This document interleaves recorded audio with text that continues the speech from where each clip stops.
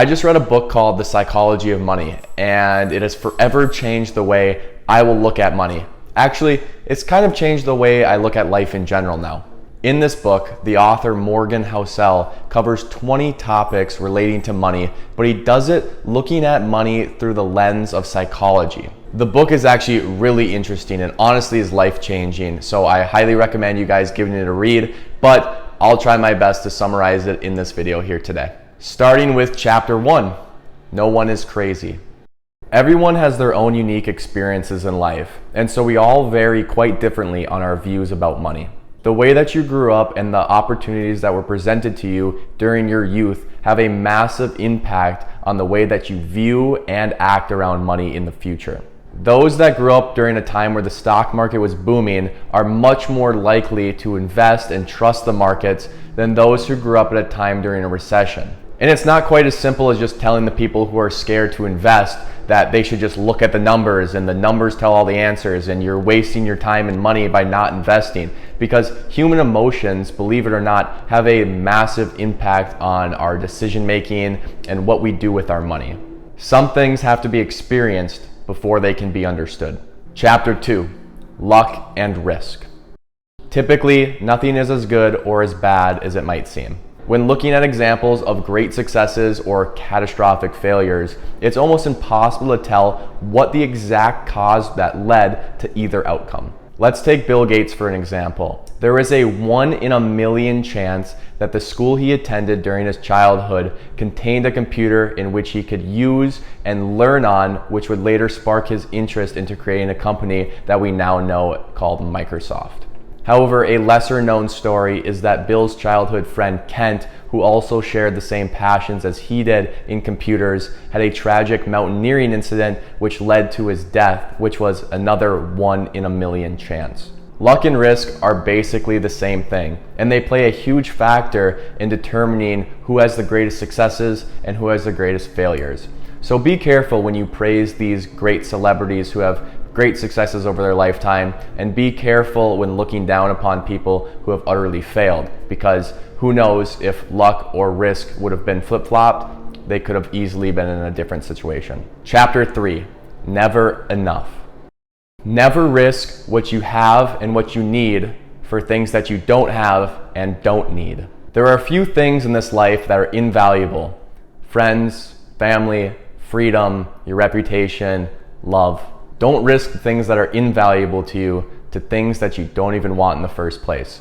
Learn what enough means to you. Chapter 4, confounding, compounding. Thinking linearly is very easy to the human brain. Quickly, do 8 plus 8 plus 8 plus 8 plus 8. Right? It's 40. Well, now try 8 times 8 times 8 times 8 times 8 without pausing the video. A little trickier, right? It's 32,768. The human brain isn't wired to think exponentially, and that's a big reason why a lot of people fail at the game of investing. In investing, time is money. Chapter 5, getting wealthy versus staying wealthy.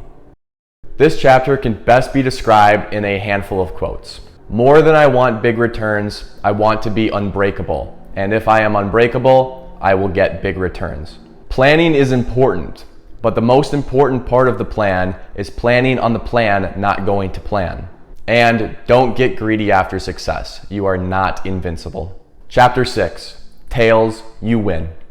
The Russell 3000 is an index fund made up of 3,000 relatively large companies. To be included in the Russell 3000, your company has to have enough success already to be a publicly traded company on the stock market.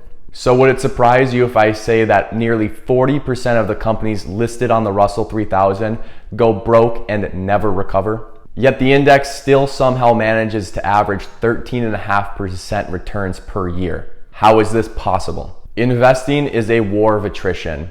Only a select few companies make up the vast majority of the returns in the market. Investing in companies that fail is just another day at the office for investors. It's just part of the job. However, what separates the good investors from the bad investors is to not get frightened when you choose a loser so that you can prosper when you finally get a winner. Chapter 7, freedom. A study was done that found that control over one's time is the greatest common factor what makes people happy. Money has the power to buy back one's time, to buy the freedom in order to make decisions based on what you want and not what you need. Chapter 8, Guy in the Car Paradox. The main reason why people buy luxury cars is so that other people can see their luxury car and respect and admire them. But it's kind of funny when you think of it, because whenever you go out and you see a luxury car, most of the time all you think of is picturing yourself in that luxury car and thinking of how much admiration and respect you would get from other people, instead of actually admiring and respecting the person who already owns that car, thus creating a paradox. Chapter 9, Wealth is what you don't see.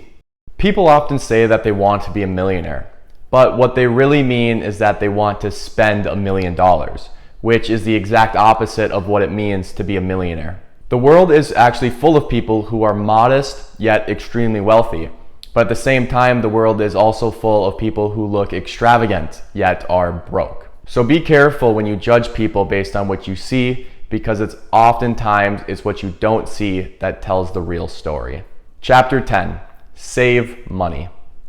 There are 3 things that are certain in this life: death, taxes, and that something that costs a lot of money is going to inevitably come out of nowhere and screw with your finances. Therefore, saving money without the need for saving for anything in particular is a necessity, because having money saved up provides you a cushion where now the unexpected can become expected. Chapter 11, Reasonable or Rational. Now this chapter really struck home to me because it's something that I think I struggled the most with.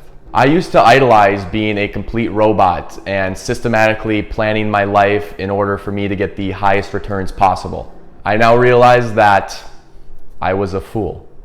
What's the point of being perfect when oftentimes it leads to boredom, resentment, and failure? Why not instead do things reasonably? You don't have to be perfect all the time. You just have to be good enough for a long enough period of time.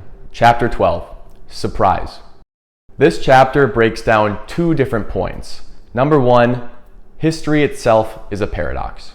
All of the greatest financial events were unprecedented at the time. The Great Depression, the dot-com bubble, 9/11, the housing market crash. These were crazy times, never before seen in our history. So why is it that we're using these unprecedented historical events to try to predict future unprecedented historical events? I mean, does that make sense to you? You see the contradiction? Instead, use these historical events to learn from and understand that the world is just hard to predict. Point 2 is that the world changes. Benjamin Graham, the author of The Intelligent Investor, had specific formulas outlined in his book that he first published in 1949 that would allow you to consistently pick winning stocks. He then rewrote these formulas for a second edition in 1959, and then again in 1965, and then again in 1973. And he did this because those amazing formulas that he wrote first in 1949 no longer worked in the economies of the future. And that's perfectly fine. Times change, and intelligent investors will change with it. Chapter 13, Room for Error. The world we live in is a game of odds, not a game of certainty. Having a sufficient enough margin of error to overcome even the worst case scenario is always a good idea. Especially in investing, being able to stomach those crazy losses is absolutely crucial, because it's often during times of crazy losses where their greatest opportunity to invest for the future lies. Chapter 14, You'll Change. The reality of life is that everybody changes over time. Someone's goals when they're 40 may be completely different than back when they were 20. And that's completely normal and fine. But what's not fine is continuing down a life path even after realizing that it's not the one for you. Don't continue doing a job that you hate just because you got a degree to do it. Actually, only 27% of college graduates have a job within the field that they got their degree in the first place. Go throughout life without having any sunk costs. It's never too late to do what you enjoy. Chapter 15, Nothing is free. Everything comes with a price. And this is even true in investing, although the prices we pay are a little bit more hidden. So let me compare investing to Disneyland. A ticket to get into Disneyland is about $160. That's the fee you pay to get into the park, enjoy the rides, and have a wonderful day. I mean, it is the happiest place on earth, right? However, some days it rains at Disneyland, and that might make your experience miserable. So when you invest in the market, some days are crazy good. You can experience very great returns. However, some days are really bad, and your portfolio could drop 20% in a couple of days. And that's the fee that you have to pay in order to reap the rewards of investing and compound interest. Chapter 16, you and me. The term investing means something a little bit different to every single person doing it. I mean, this isn't basketball. Not everybody's 6'5", athletic, and has a 30-inch vertical. This is a very diverse group of investors, all playing on the same field, but all playing a very different game. For example, a teenager just buying his first stock at 18 is going to think differently than a grandma nearing retirement, who is going to think differently than a hedge fund manager cleaning up his portfolio before quarter end. Understand what investing means to you and stick to your game plan. Don't get drawn into trying to play a game that wasn't meant for you to play in the first place. Chapter 17, the seduction of pessimism. To be straight up, people love to hear that the world is going to hell. This chapter is all about that famous quote, "Rome wasn't built in a day, but it burned in one." Progress and success often takes a long time to compound into anything meaningful. However, failure often happens in an instant. That's why it's so easy to be pessimistic about the world, yet so hard to be optimistic about the future. The bad things often catch your eye, while the good things usually float by unnoticed. Be cautiously optimistic about the future and keep an eye out for the pessimism that surrounds you on a day-to-day basis. Chapter 18, when you'll believe anything. People often underestimate the risk of an investment if it has the possibility of changing their life in the future. If there's a 1% chance that an investment's going to go up tenfold, then people often overlook the 30% chance that it's going to go to zero. Big gains can often cloud your judgment, even when we know that it's not the best idea. Chapter 19, all together now. This chapter is the accumulation of all of the previous chapters and summarized into just this one. So if you guys want a summary of this chapter, just go back up and rewatch this whole video. Chapter 20, confessions. In this chapter, Morgan goes over his own finances.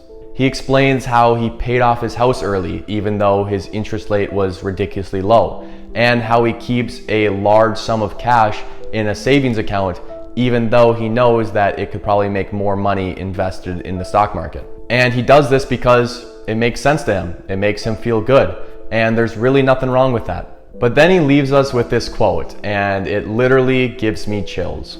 He says, "At some point in life, you have to decide between being right or being happy."